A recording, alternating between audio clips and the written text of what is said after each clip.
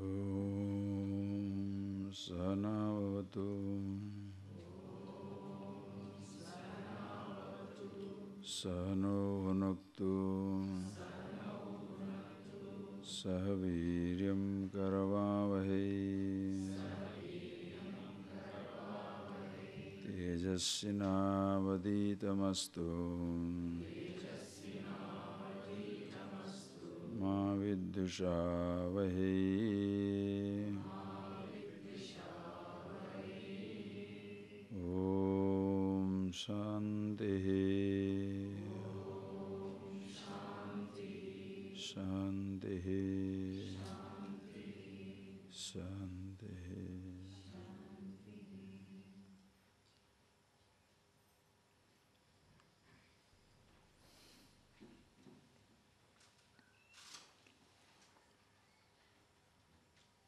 Okay, friends, I hope you have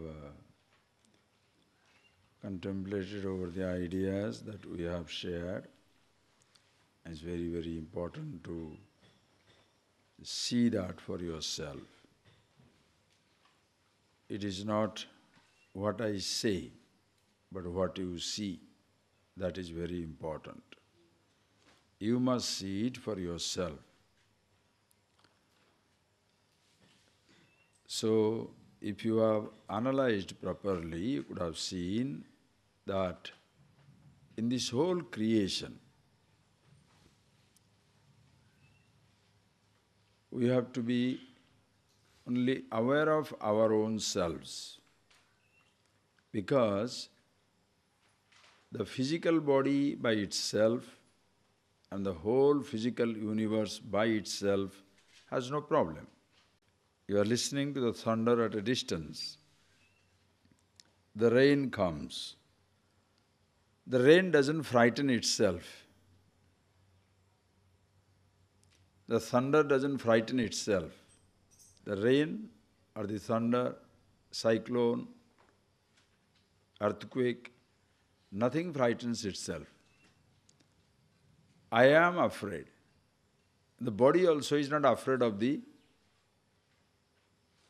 natural phenomena. I. That is where you must clearly see that, at where the problem lies. If you know where the problem is, solution becomes easier. Not only physical universe is innocent, along with the physical body, but also perceptions innocent. Please see that point. Perceptions also innocent. If perception is innocent, the thoughts also innocent. Just see that. Here is the flower. Is there any problem in the flower? See that. Is there any problem in the flower? It's just a flower.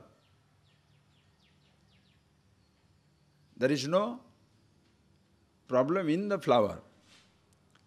So in the object, if there is no emotion, by your perception you get the thought of the object. So in the thought of the object also there will be no emotion. Please see. Just like when you observe this flower, you can see there shall be threefold reactions to it. To this perception, there will be three reactions. You may like it. You may dislike it. You may be indifferent to it. You like it, you dislike it, you are indifferent to it. Suppose I ask you, do you like it? One of you will say, yes, I love this flower. Why? Because this flower has a very beautiful, pleasing, romantic association for you. Somebody you loved gave you this flower for the first time. So this flower reminds you of that. So you say, I love this flower.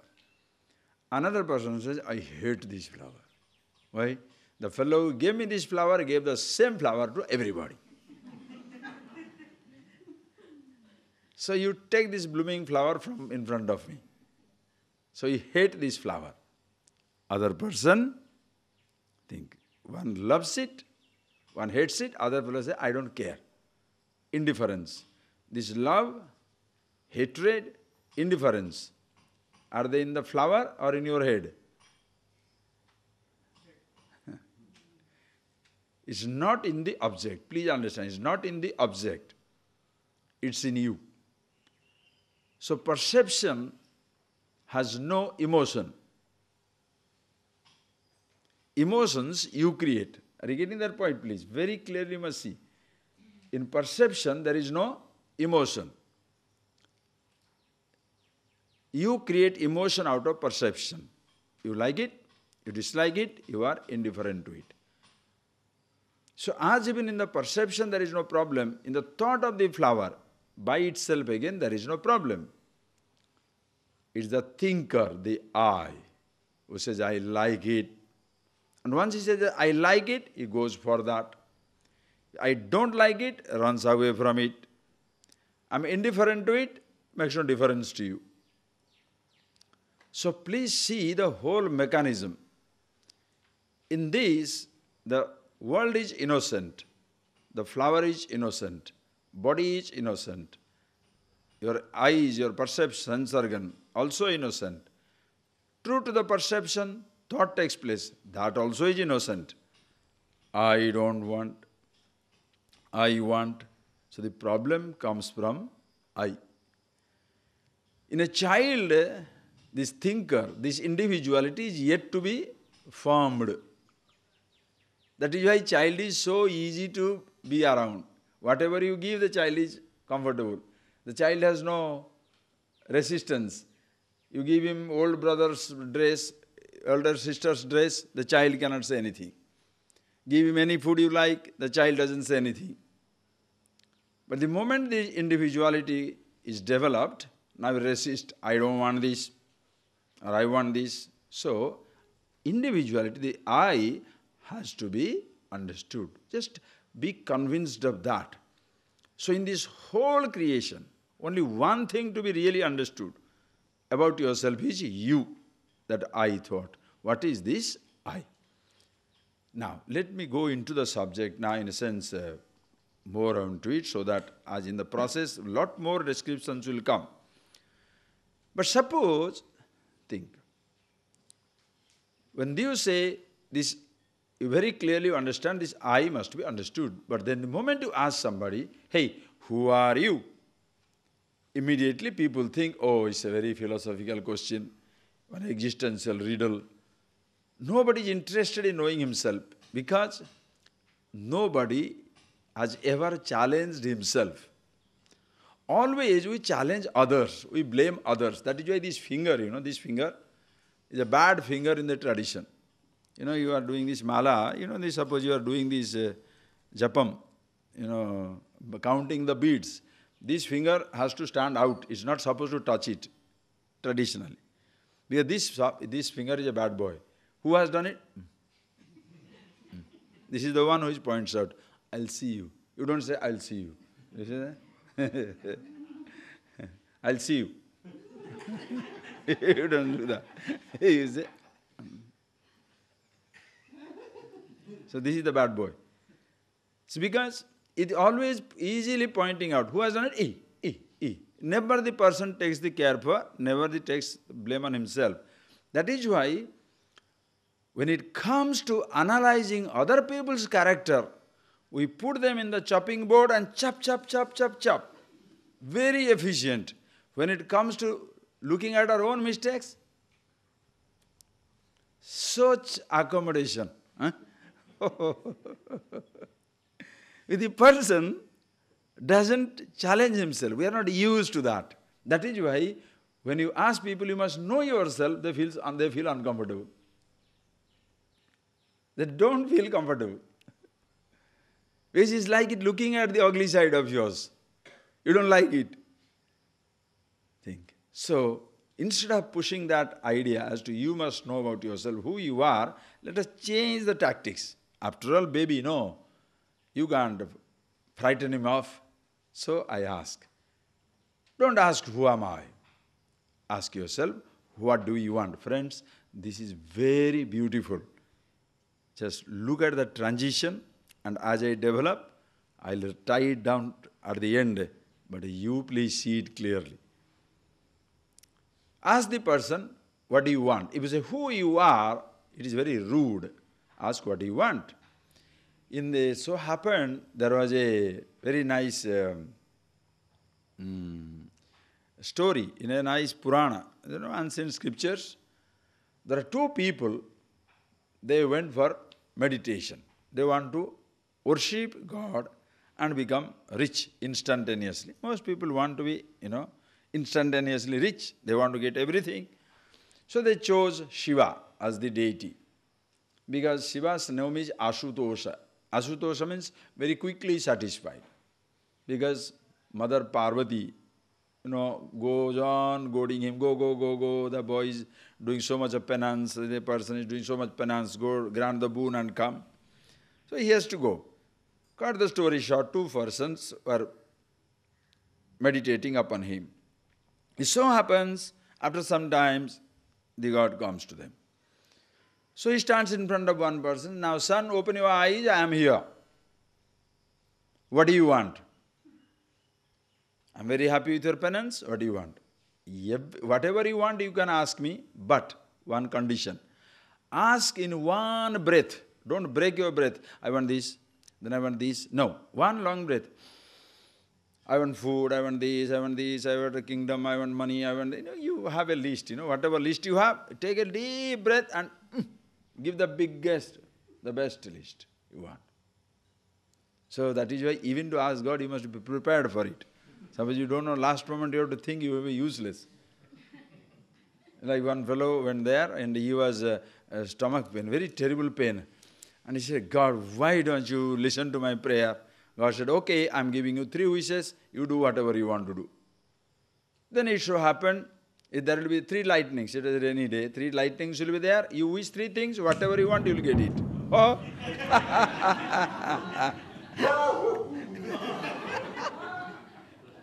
So sweet.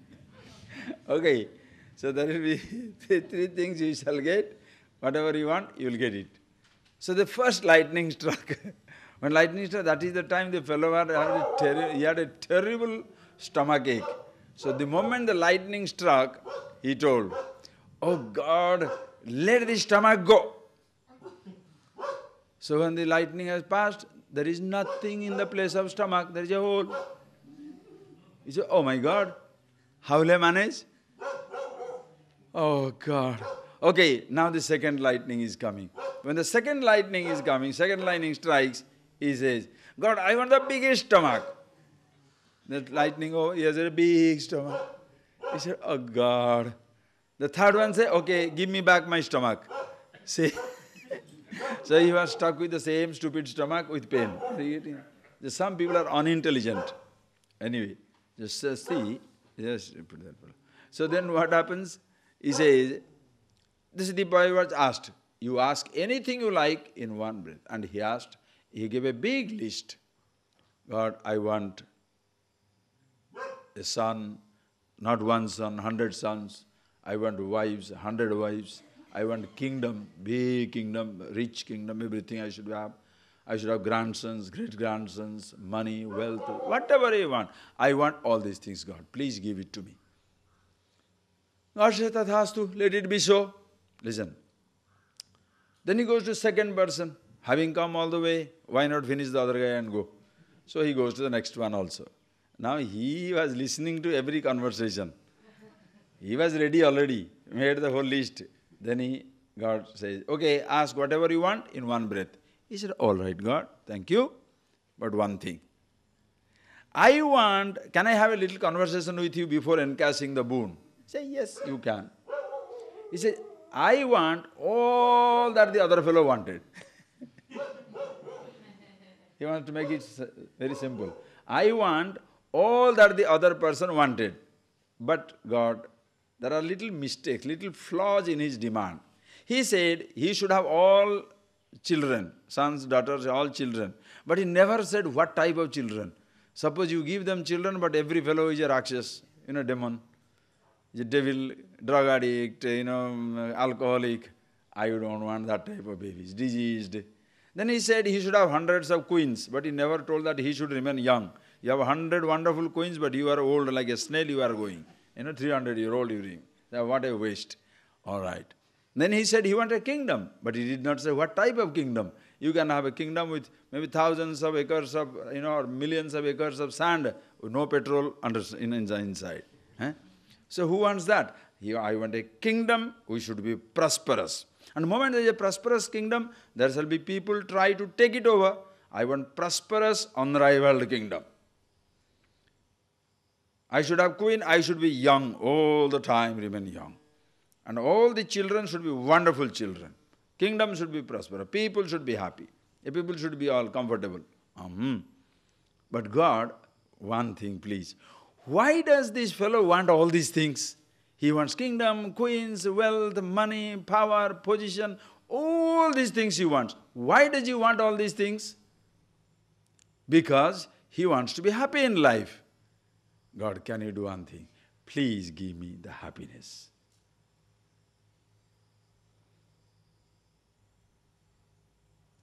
Are you getting that idea? Now you have a story in your life. Imagine a God comes in front of you.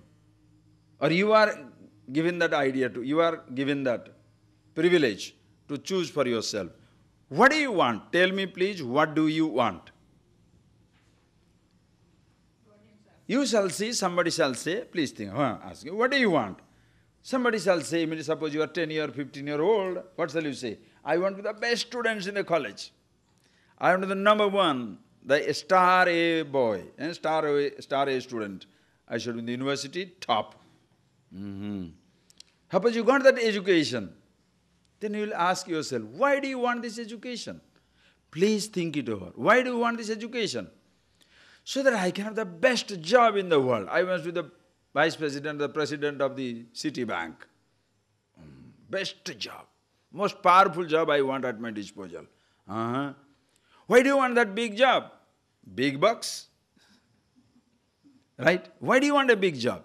Honestly, please think of it. Why do you want a big job? But you want big bucks. Big money. I should have big money at my disposal. Ask the person, why do you want all the money at your disposal? So that I can have everything. Are you getting that point, please? So that I can have everything at my disposal. Why do you want everything? So that I can be really comfortable. Big house, big car. Why do you want all these comforts? Swamiji, so that I can be happy in life. Think. So that I can be happy in life. So ultimately, what do you want? Please think. Ultimately, what does everybody want? What do you want? Everybody wants happiness. Please see how it is. You can see it in life. Suppose you have all the education, whatever education you have, you want education, I will give you the education. Do you want a degree from the university? I will give it to you. A nice certificate stamped by the registrar, vice chancellor, principal.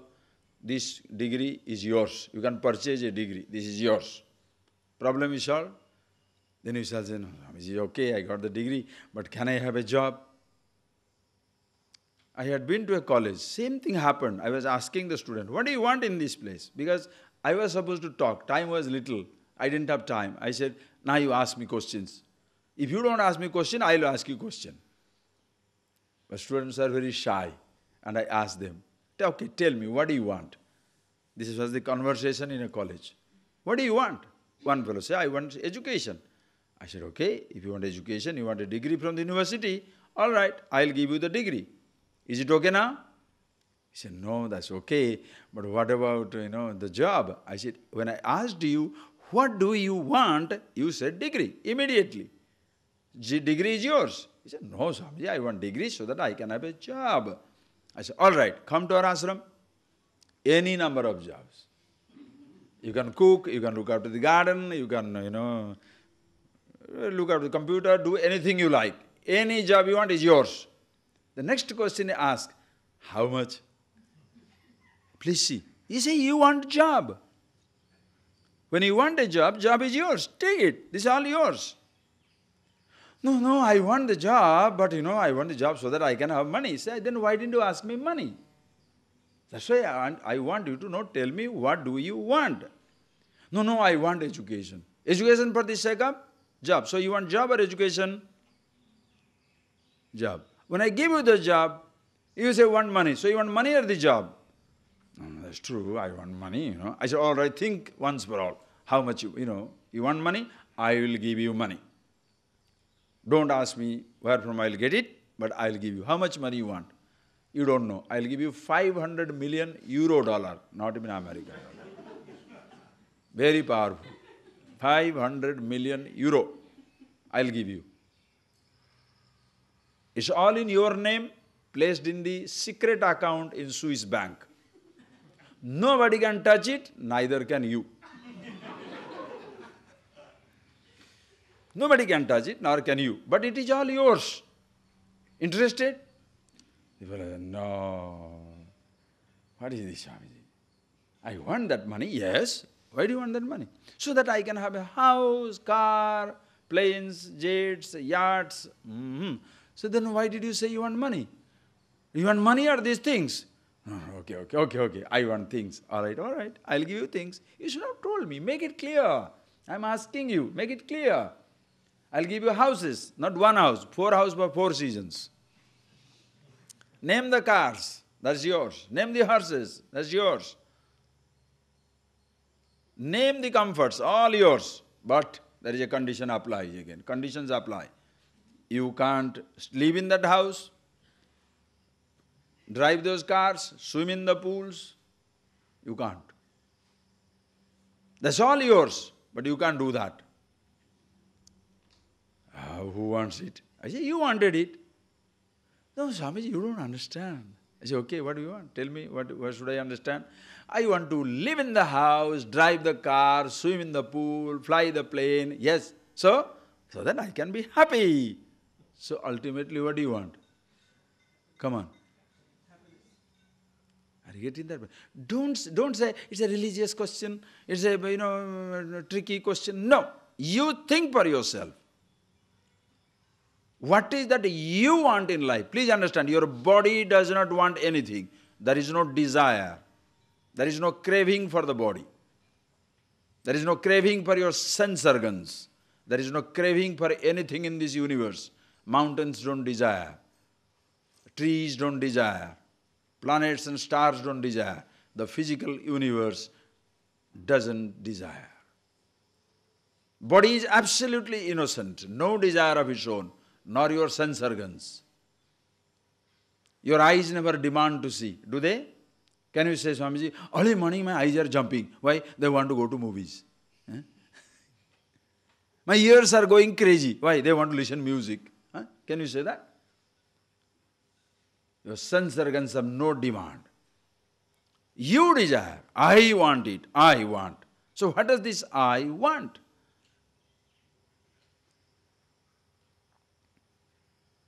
Tell me, what do you ultimately want?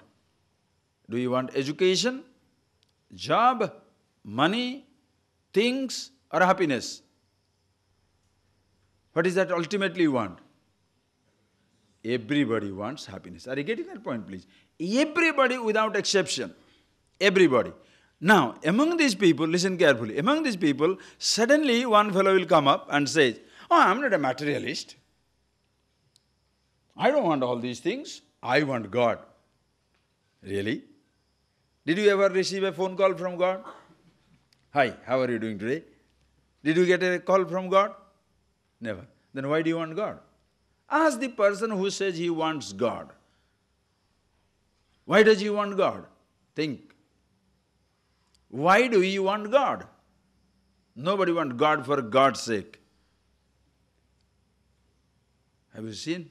People say they believe in God. Think. People say they believe in God. The biggest lie. I had gone to somebody's house. The person, the man of the house, had been to London on a business tour. Had a massive heart attack, finished, dead. The dead body comes home. After a few days, when I go there to see the mother of the house. I knew the family. The moment that mother saw me, first thing, of course, she broke down and she complains, Swamiji, I do not believe in God anymore. I don't go to puja room. I don't go believe in God anymore. I said, Ma, you never believed in God. What do you mean I don't believe God anymore? You never ever believed God in your life. She was stunned. He said, what? You are telling that? You have seen me worshipping God every day. You know our puja room. I said, no, I have seen your puja room. That doesn't mean anything. You can have a puja room and a shrine, but that doesn't mean you believe in God or worship God. He said, how can you say that? I said, simple. If your husband is alive, if your dream is fulfilled, your God exists. If your dream is shattered, your God doesn't exist. So whom do you worship? Your dream or God?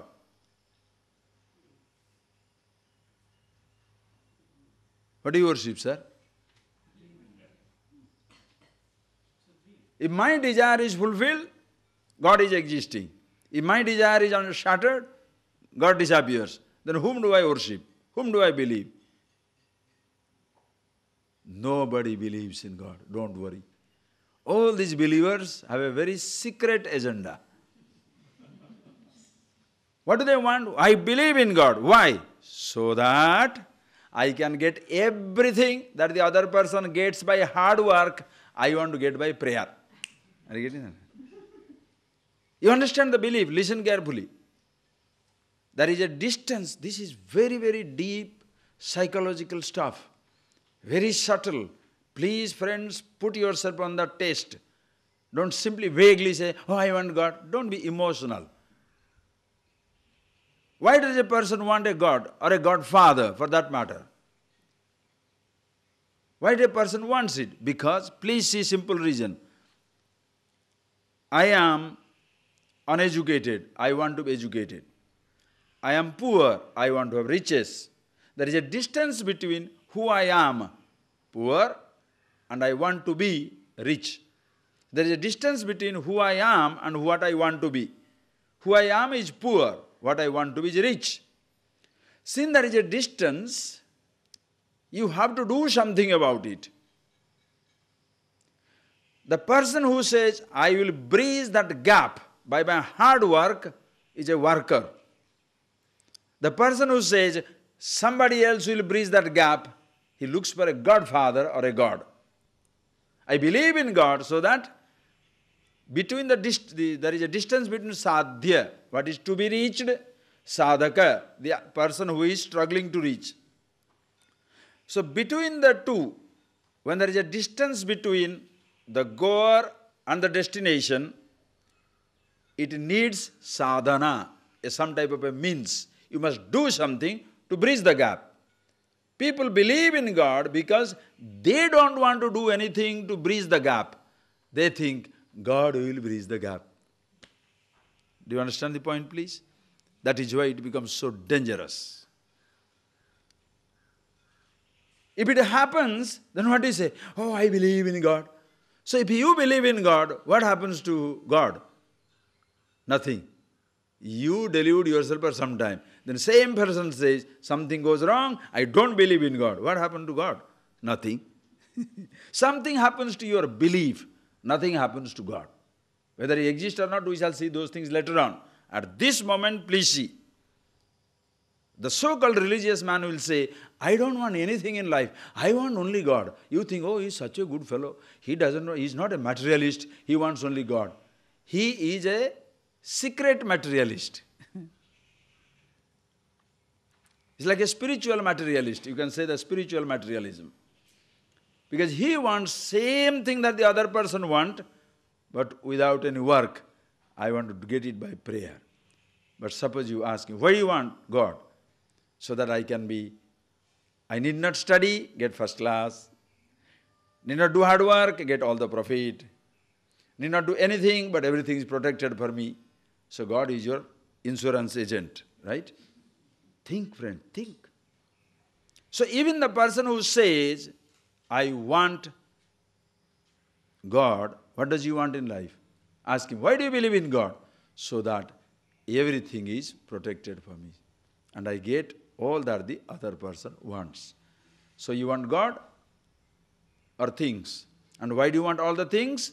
So that you can be happy in life. So do you want God or do you want to be happy in life? Are you getting that point? So a person who believes in God, he also wants the happiness in life. Right? Other person says, I don't believe in things. I don't believe in this material stuff. Nor do I believe in a God. I'm a philosopher. I'm a thinker.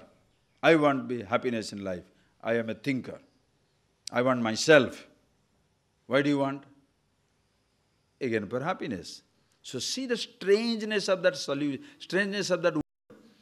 Three people want three different things. One wants riches. One wants God. One wants self. When you speak the language of God, you are speaking the language of religion.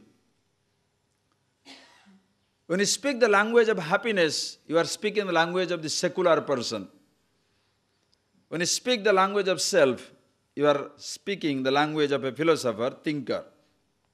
So whether it is a secular language, a religious language, or a philosophical language, name it self, name it happiness, name it God, all the three people want the same thing. Are you getting that point, please? Everybody wants the same thing. And you can name it happiness. Are you getting that point, please? Everybody. Why do you want God? Not for God's sake, for happiness' sake. Ultimately for happiness' sake. No, I want to indulge in everything. Listen carefully. I want to indulge in everything. Why? So that I can be happy in life. Other fellow says, I want to renounce everything. Why? Because you can be happy in life. So whether it is a renunciation or indulgence, both you use in order to be ultimately happy in life. Are you getting that point, please? Everybody wants happiness in life. Are you sure? Got that point, please? Everybody. Now go to the next stage. Suppose somebody says, immediately ask a question, oh Swami, that's true. Tell me, what is this happiness? You know? That's not a big philosophical question. Make it very easy again.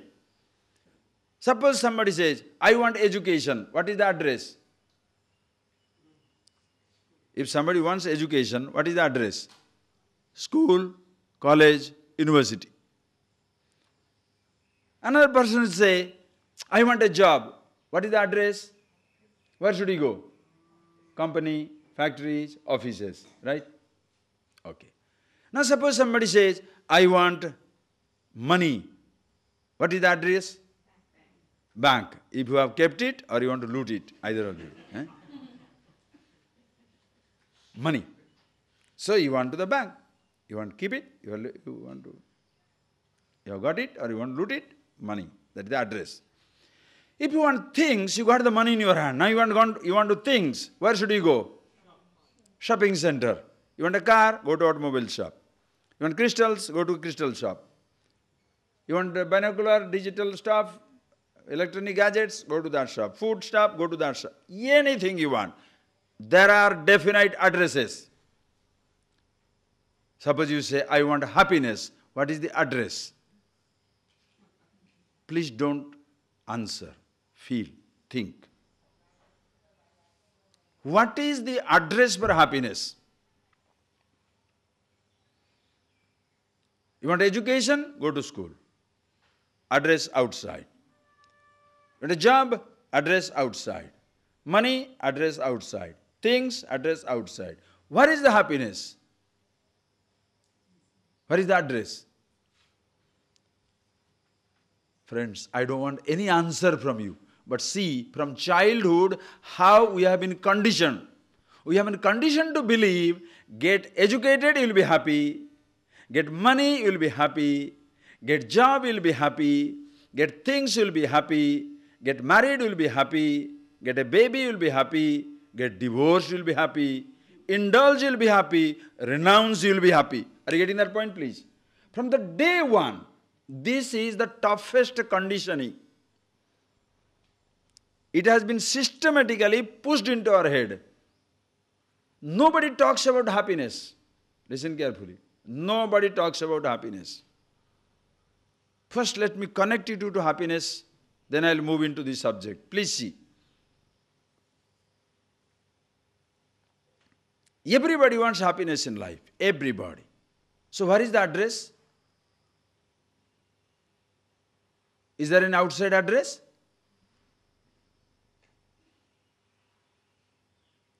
But we have given many addresses. Nobody gives a direct address of happiness. Understand? Nobody gives you direct address of happiness. Get educated, you will be happy. That is why many people say, path, what is that? Goal is one, paths are many. If you want happiness, somebody gets it through education, somebody gets through money, somebody gets through things, somebody by touching something, somebody tastes something, somebody smells something.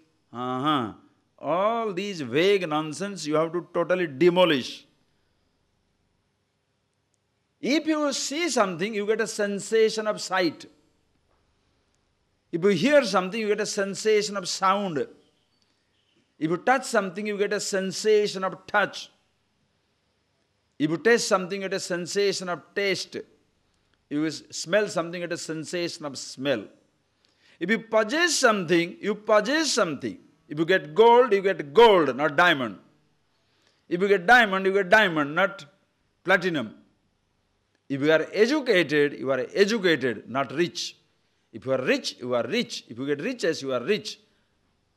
But you don't have things. You don't have you have the riches, but you don't have the things. But suppose you have things, you have only things, but not the happiness. Automatically it doesn't happen that if you get all these things, you shall be happy. Please take this statement, friends, and think over it. See how it works. You see it every day in our life. The person, suppose your job is, your desire in life is, I must be educated. Why? So that I can have a job. And that is what you can see in life. Suppose you, a girl or a boy, by virtue of being the son or daughter of your father or mother, you are the next managing director of a company. Your job is secured. Will you be interested in education?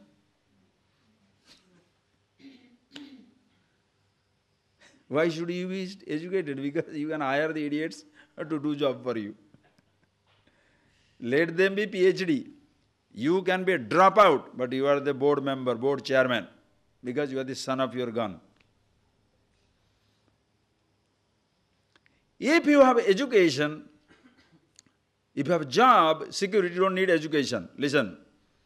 If you have money at your disposal, will you look for a job? Never. Why? You can hire other people to look after your money. You are a leisurely millionaire with all wonderful habits. What is your habit? Collecting art. Right? Leisurely millionaire. You have got billions. You have got, your father has left a foundation for you. So you are doing that. Think. Next comes. Suppose you have got, just think of it. You have got all the money at your disposal. You don't need for things. Now suppose you have all things at your disposal. Will you need money? Suppose there is a choice between the two. You want things or you want money? What shall you want? Who is rich?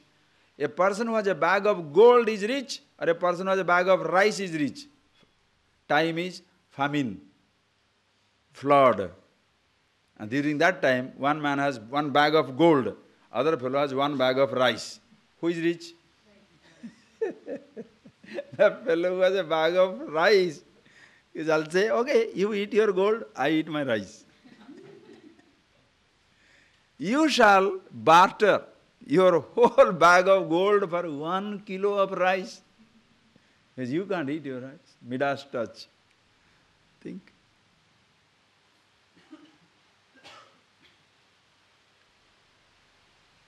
So those people who have everything at their disposal, they don't have the desire for any wealth or no desire for things. Now listen carefully, this is very important change now, very important step. If you have job, you don't look for education. If you have money, you don't care for your job. If you have things, you don't care for money. The next extension is dangerous. A religious man will do that. If you are happy, you don't need anything in life. I beg you, I request you to take down the statement and please think over it. If you are happy, you don't need anything in life.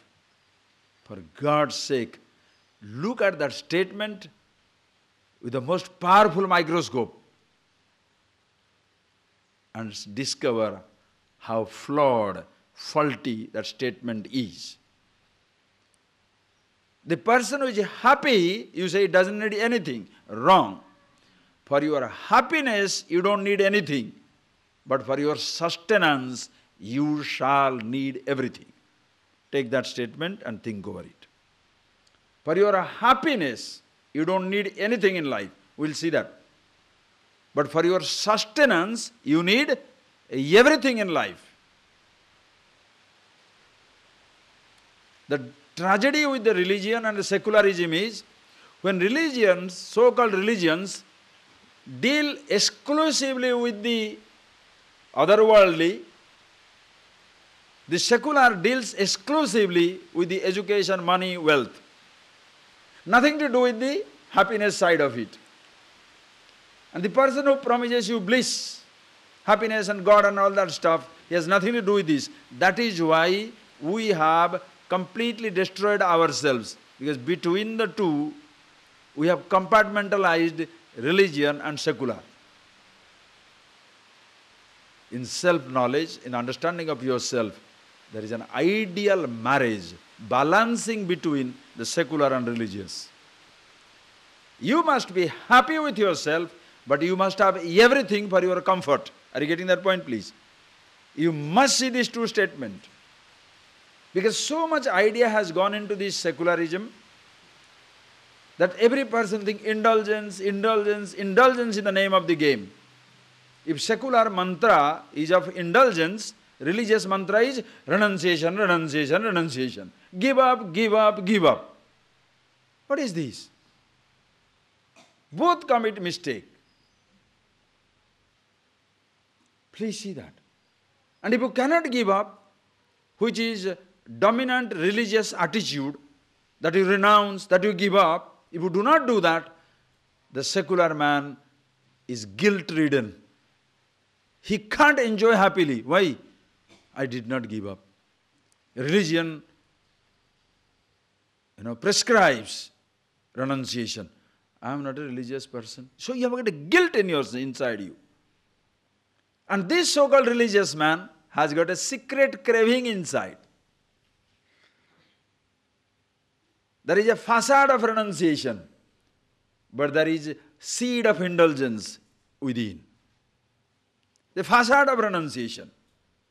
That is where the person, so-called religious person, leads a deceptive life. You become a dangerous person, please understand. Because your facade is holy, inside there is stinking unholiness. Your facade is very, very spiritual. But deep within, you are totally empty. That's why religion stinks.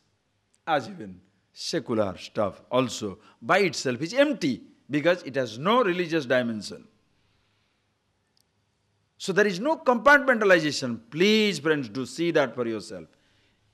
If you say, person who is educated, he need not go to college. If he has a job, he doesn't need education. If he has money, doesn't have a job, doesn't need a job.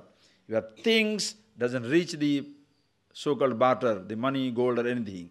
And the person who is happy does not need anything. No. That's the wrong statement. That extension is a dangerous extension. If you are a happy person, to be happy you don't need anything. That part we shall see later on. But to sustain yourself, you need everything in life. You need education, you need your job, you need your money, you need your wealth. You need everything in life. to sustain yourself and others. But happiness is ultimately what you say, you want happiness, no? Where do I get the happiness? Do you understand the points? Where do I get the happiness? What is the address? There is no outside address. Are you getting that point, please? There is no outside address. If such an address is there, everybody will flock there. That is why the tourism industry, what do? They advertise. Go to this island, go to this mountaintop resort, go to this desert. Nowadays moon travel also, huh? Go to moon, interspace. You will be very, very happy. So what people do? They crowd there for some time. Then they discover same boredom. They come away. By chance you say there is a place called happiness, where everybody is happy, you will go, everybody will turn there. There is no such place outside. Name one place where everybody is happy. Name one place. There is no such place. Name one thing which makes everybody happy. Please think. Just name one thing which makes everybody happy. One person said, Swamiji, gold. Gold makes everybody happy. Because he must have his daughter's marriage in his mind, in Indian context. Gold. With gold, it makes me happy. Now because you are carrying the gold and going away, dreaming, because you are a dreamer, and there is maybe a sack full of gold in your car, you are dreaming, you will sell it off, you will get away from India, go to Swiss Alps and purchase a cottage and overlooking lovely mountains, you shall settle down there. And as you are dreaming away, in the rear view mirror, you see a police car coming. Now what happens? Your dream turns a nightmare. If they catch you with this contraband gold, your Swiss Alps dream is gone. You shall be in the prison with bars. Then you shall have a uniform with striped pajama, with a number embossed on that. The moment that picture comes, what happens to you? You dump the car and run away. Why? What happened to gold? You say gold gives you happiness. Why did you dump the gold? Think. Everybody. Then the gold becomes sense of, brings you danger, please. Problem, you dump it. There is no such thing which can give you happiness. Is there any such time where everybody will be happy? Night 2 o'clock, suddenly everybody is, excited. 2 o'clock, the wave of happiness comes and attacks everybody. Just like the tsunami.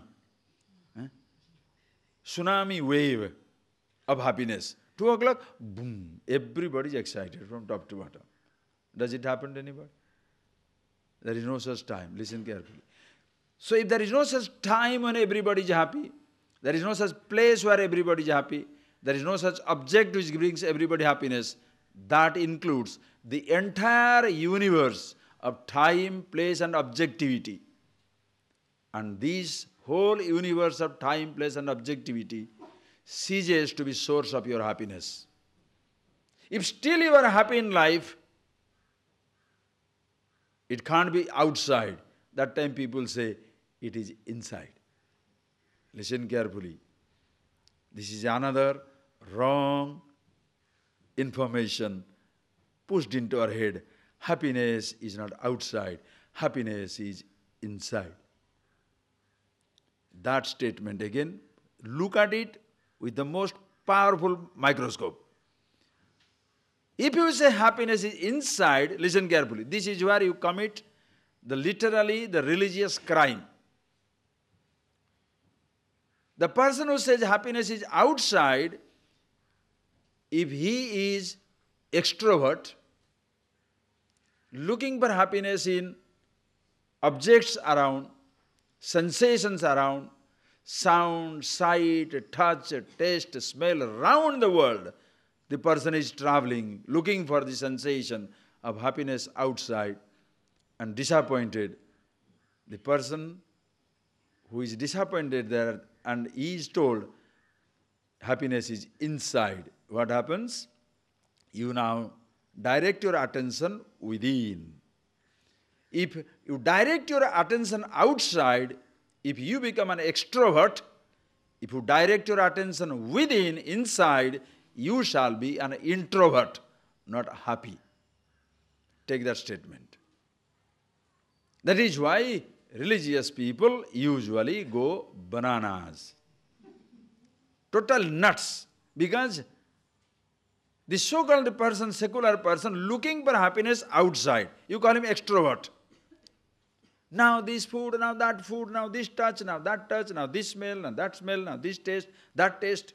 We shall see about that sensations later on. Just see right away, please, as it is, in a simple way. How many of us, from the childhood onwards, we have been literally banging our head at the doors of sensation. See this, touch this, taste this, smell this, possess that, indulge and renounce, bring it and give it up. So much we have been struggling in life. Think, friends. Totally extrovert. And today's world is fully extroverted.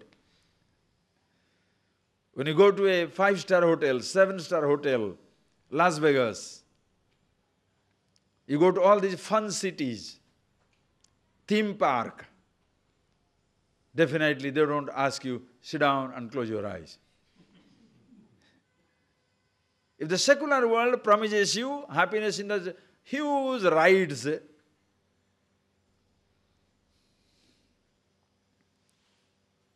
go and enjoy.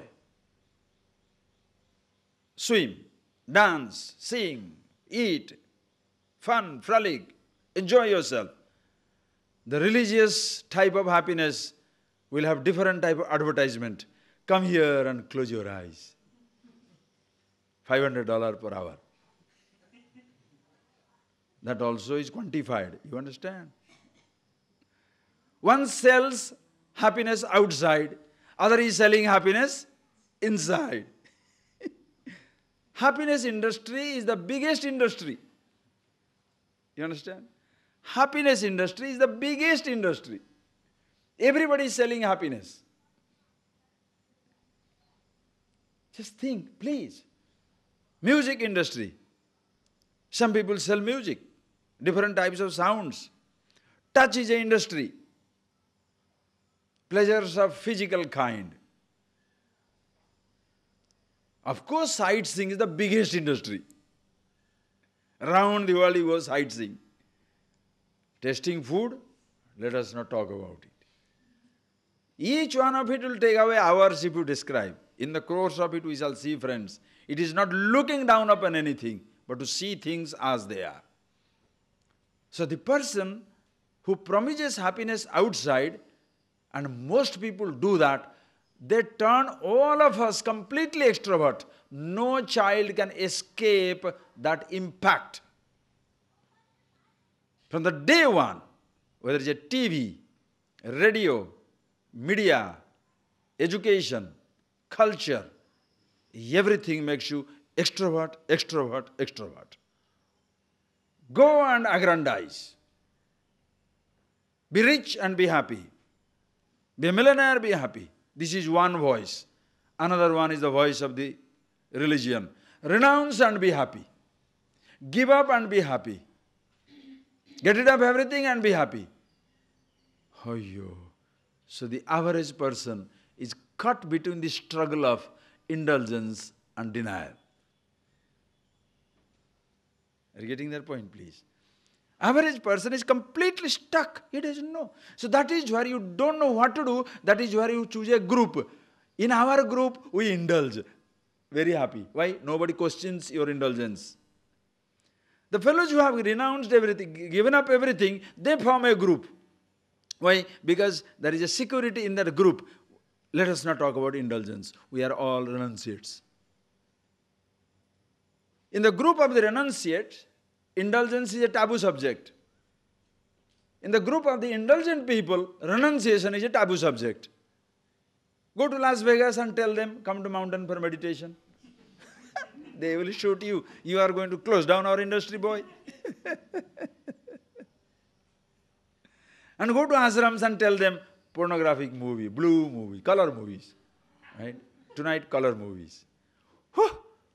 Shoot him down. Inside he will be seeing so many movies, but outside he doesn't want to look at it. He's a very religious boy, you know.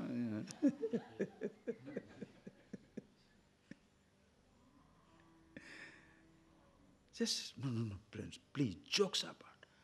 This whole thing is a joke. We have been, literally, these ideas have been pushed into our head. Somebody stuck on indulgence. Somebody thinks, what is happiness? Outside. Another person says, what is happiness? Inside. The person who searches for outside, extrovert. The person who searches inside is introvert. Between the two, extrovert is in a better position than the introvert. Because the extroverted person will strive at least gain something in life. Introverted person goes nuts. Because the world is denied, inside there is nothing. Are you getting that point? How dangerous it becomes. You give up the world outside, inside what do you get? Nothing. That is where you imagine, I am seeing red light which nobody else sees. You become full-fledged nuts, full-blown nuts. Because you want to, because having renounced, you can't say you did not get anything. Therefore you imagine all those spectacular sights, sounds, sensations inside. So you think, what is religion? When you see 1,000 suns rising inside your head. Yeah. I see a deep blue color. Oh. I have electricity passing through my body when I sit down. Imaginary experiences. Why? Because if giving up everything, you say you don't get anything, you make an ass of yourself. That is why most religious groups, they shall insist on experience talk. Experience talk means what? Kill each other. Compare with each other. Kill each other with comparison. If somebody says, I saw blue light, you should say bluish green. Other fellow says, no, greenish, reddish, bluish, pink.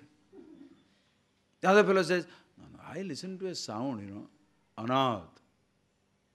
I'm a yogi. I listen to Anath. This fellow is talking, he doesn't understand what he is talking. One example I'll give you and follow later on. We'll see all that in the process, friend. Just see. The person says, because he wants to make himself special. I heard Anahat. So if you don't know, oh, a Sanskrit word. So he is listening to some mysterious sound of the universe. The original sound of the universe is vibrating inside him. So he's full of vibration. So don't touch him. Because if you touch him, you may get spirituated, electrocuted. You understand? If I touch him, when he touches me, it happens something, right? Think. That's why people go to be touched, hugged, looked at. What all nonsense. Think. Imaginary. What do you see inside? You imagine. Because having given up everything, if you say you did not get something, what will happen? So that give you spiritual experience talk. Because gives $100, gives her, something, and then you sit down for some 5 days, 10 days, looking at a wall, or doing something. What did you get? Each one says, oh, I saw this, I saw. Then you try to preserve, sustain that memory as the happiness. As many memories have faded away, this also becomes another memory and fades away. And in your lifetime you are miserable. That what I experienced in that mountain, what I experienced in that ashram or class or in that mountain top or under the tree, I never got it again. True. You have make yourself miserable permanently. Because your happiness is looking for an inner experience. The person who looks for inside becomes introvert and totally unproductive.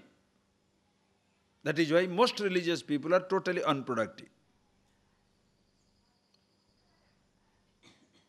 Then what is the solution? Understand, friends, we will see it very clearly. When you say looking for happiness, what is the address of happiness? If it is not outside, it is also not inside. Happiness is myself. This, again, please take down that statement. I will prove it to you. Happiness is neither outside nor it is inside. Happiness is myself. I am the happiness. And I will substantiate it, prove it.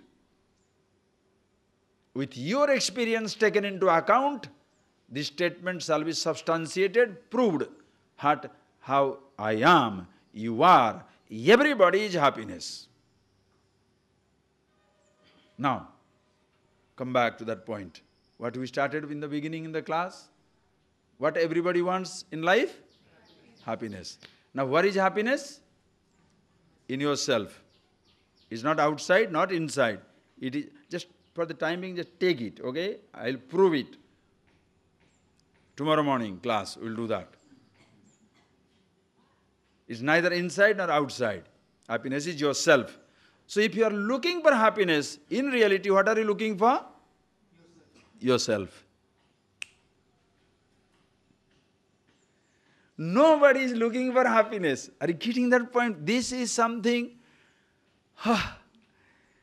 it brings you back home straight away. You go all over to find, you are looking for yourself. Oh my God.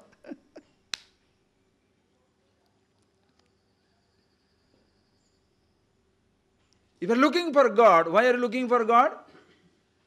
For happiness. And where is happiness? In yourself. So to find God, where should you go?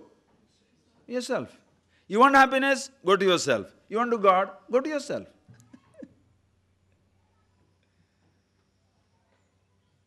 This conviction, listen carefully, this much of conviction itself, a huge relief. Do you know why? Listen carefully, friends. Tomorrow we shall see more.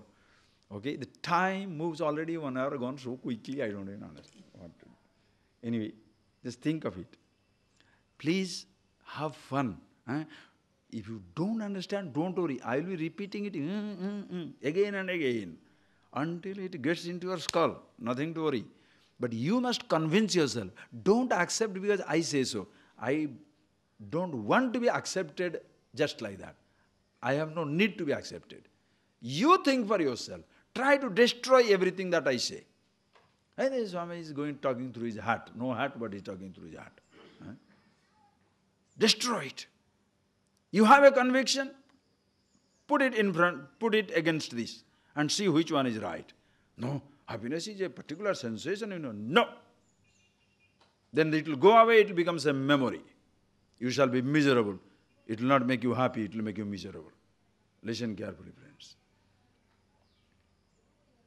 Happiness is not outside, not inside. It is myself. The moment you are convinced of this much, you get a relief. I'll give an example. With that I shall stop, friends. Think. Night, you are a woman with some nice jewelry. At night when you are going to sleep, you don't want to go with your jewelry to sleep. So you remove your diamonds, remove your bangles, put it on a thing. Maybe just diamonds you have got. You put the diamonds on your bed and go to sleep. Just think. Morning when you get up, you go finish your job, suddenly remember, where did I leave my diamond? Then you remember you had put it under the pillow, no? So you go back and look at the pillow. No diamond. How do you feel?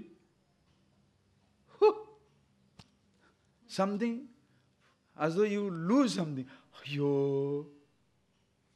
Where did I put it?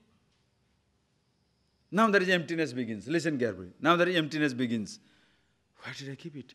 Suddenly you call everybody. Hey, ask your husband, did you see my diamond? What is this lady? You keep and why are you asking me? Very sympathetic.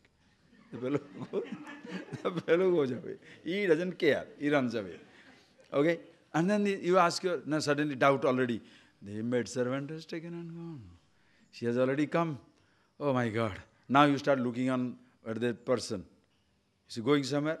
Taking my diamond and going. Suppose got a telephone call. I think she is already negotiating to dispose it of. Whatever the person does, you start looking with huge doubt. Now, please think what happens. Then you sit down for some time and you say, no. Last night I saw it. Before going to bed, I myself removed it 9:30, 10. After that, nobody has gone to that room. I kept it under the pillow. Did I go anywhere after that? No. Morning I got up, did I take it? No. Did I go to walking? No. Did I go shopping? No. It has to be in the room. Listen. The moment you are absolutely sure that it is in the room, do you know what happens? Your place of search is reduced from the whole universe to your bedroom. Are you getting that point, please? Your place of search now reduced from the whole universe, it can be anywhere, to your bedroom. Now what you have to do? Finish your job, put the whole bedroom upside down. Take away the bed cover, this cover, the pillow cover. This thing has gone. Inside the pillow cover there is a fold. Into that fold it has gone. When you get it, how do you feel? I knew that. Are you getting that? The moment you are convinced, I'm looking for happiness in life. Where is that? Outside? No. Inside? No. It is myself. Appa. Now where should you search? Your place of search now reduced from the whole external universe, from the entire range of memory to one place, yourself. What is that we shall see tomorrow? You are now relaxed. Abba. Now take up some time, make yourself upside down.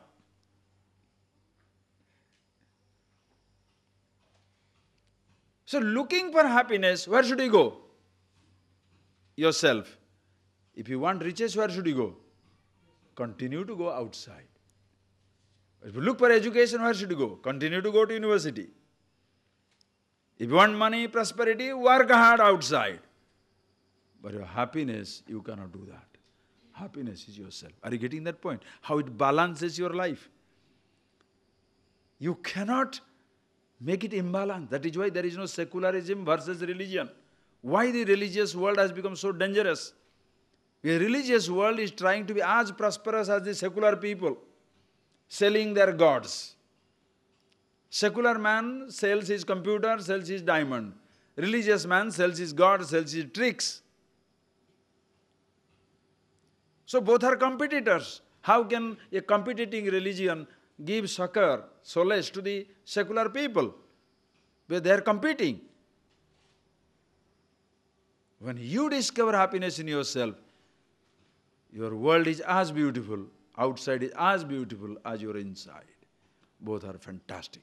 Happiness is myself. Really, we shall see that tomorrow, friends. First we shall know what is happiness. Then we shall know how it is myself. Okay? What is our concept of happiness? Okay? We will see that. But please, go and think over. Close your eyes.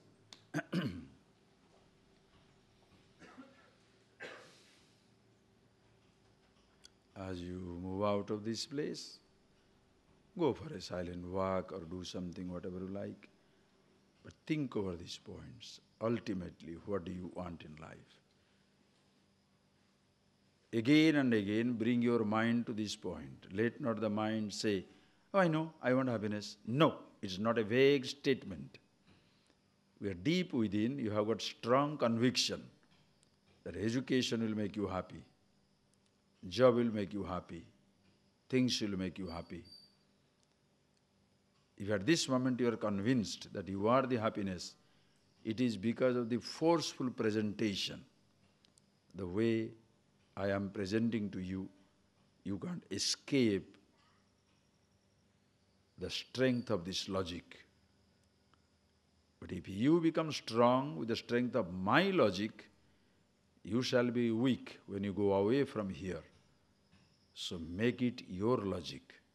That is why you need to think. Even as you are walking down, sitting down, look at your mind, convince yourself. Ultimately, what do you want in life? Even if you're a religious person, you think you want God. It's not for God's sake, but for happiness' sake. The philosophical language, you want self, again for happiness' sake. Happiness is the language of the secular. God is the language of religious. Self is the language of the philosopher. All the three look for same thing. And for that, there is no external address. And therefore, don't think it is inside. If you say it's inside, you'll be introvert.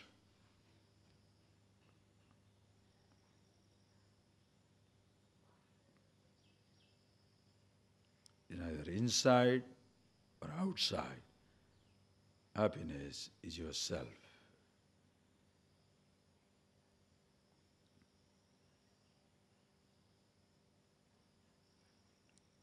By changing your place of search, listen carefully, by changing your place of search from outside to inside, search never ends. By changing the place of your search, the search doesn't end. The seeking doesn't end. That is why religious person is seeking. Just place of search has changed. Ultimately, your idea is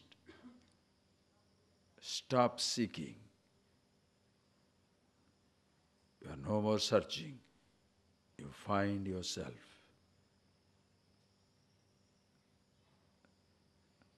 If somebody is seeking outside, somebody is seeking inside,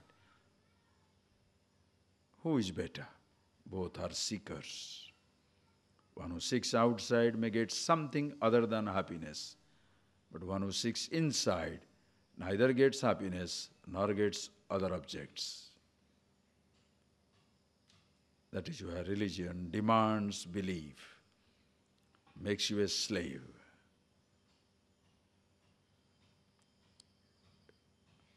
Neither outside or inside. It is yourself. Just think over it.